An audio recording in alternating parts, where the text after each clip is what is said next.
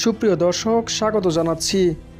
আমাদের পৃথিবী যতটা সুন্দর ঠিক ততটাই রহস্যময় পৃথিবীর কিছু স্থান আছে যেগুলো সম্পর্কে এখনও পুরোপুরি তথ্য পাননি বিজ্ঞানীরা। তবে বিজ্ঞানীরা সবসময় চেষ্টায় আছে এই স্থানগুলোর রহস্য উদ্ঘাটনে।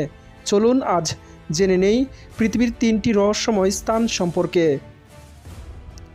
তুর্কমেনিস্তানের কারাকুম মরুভূমির মধ্যে অবস্থিত দুয়াজ গ্রামে একটি গর্ত রয়েছে যেখানে ৪৭ বছর ধরে আগুন জ্বলছে। পৃথিবীর মানুষের কাছে নরকের দরজা হিসেবে পরিচিত এই গর্ত।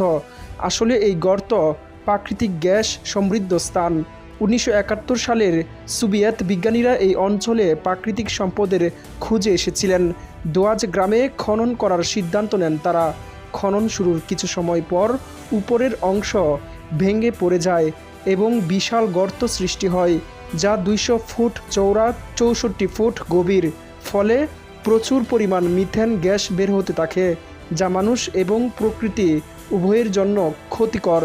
এর আউটপুট বন্ধ করা প্রয়োজন ছিল, তাই বিজ্ঞানীরা এই গর্তে আগুন লাগিয়ে দিয়েছিল। বিজ্ঞানীরা ভেবেছিল সপ্তাহখানেক এই আগুন জ্বলবে, কিন্তু তাদের ধারণা ভুল প্রমাণিত হলে ৪৭ বছর যাবৎ আগুন জ্বলে চলছে।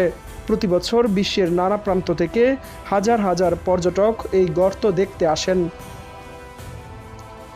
সাইবেরিয়াতে অবস্থিত মির মাইন একসময় বিশ্বের সবথেকে বড় হীরার খনি ছিল। এখান থেকে ১ কোটি হিরে প্রতি বছর উত্তোলন করা হতো। হিরে শেষ হয়ে যাওয়ার সঙ্গে সঙ্গে অদ্ভুত এক গর্তে পরিণত হয় স্থানটি। এটার গভীরতা ১৭২২ ফুট, চওড়া প্রায় ৩৯০০ ফুট। সুরক্ষার কারণে বর্তমানে মির মাইলের উপর নো ফ্লাইং জোন ঘোষণা করা হয়েছে। গর্তের উপর দিয়ে যখন হেলিকপ্টার যায় তখন হেলিকপ্টারকে কোনো শক্তি নিচের দিকে টেনে ধরে। তবে বিজ্ঞানীরা বলছেন মির মাইন খুব গভীর হওয়ার কারণে খনির নিচে বায়ু ভূ অভ্যন্তরে উষ্ণতার কারণে গরম হয়ে হালকা হয়ে উপরের দিকে উঠে আসে, আর এই শূন্য স্থান পূরণের জন্য উপরের বায়ু নিচে নেমে যায়। বায়ুর এই ওঠানামার কারণে খনির উপরে ঘূর্ণির সৃষ্টি হয়, তাই ওই স্থানের উপরে গেলে হেলিকপ্টার কিছুটা নেমে যায়। পূর্ব প্রশান্ত মহাসাগরে অবস্থিত এই দ্বীপে মানুষের মতো দেখতে মূর্তির জন্য খুবই বিখ্যাত। এই মূর্তিগুলো ১২ ফুট থেকে ৩৩ ফুট পর্যন্ত লম্বা। মূর্তিগুলোর শিরের বেশিরভাগ অংশ মাটির নিচে, শুধুমাত্র মাথা ও বুকের কিছু অংশ মাটির উপরে। চিলির মূল ভূখণ্ড থেকে ৩৫০০ কিলোমিটার দূরে প্রশান্ত মহাসাগরে অবস্থিত এই দ্বীপে প্রায় ১,০০০ মূর্তি রয়েছে। মূর্তিগুলো পাথর কেটে তৈরি করা হয়েছিল। ৭টি বৃহৎ আকারের মূর্তি এই দ্বীপের মূল আকর্ষণ।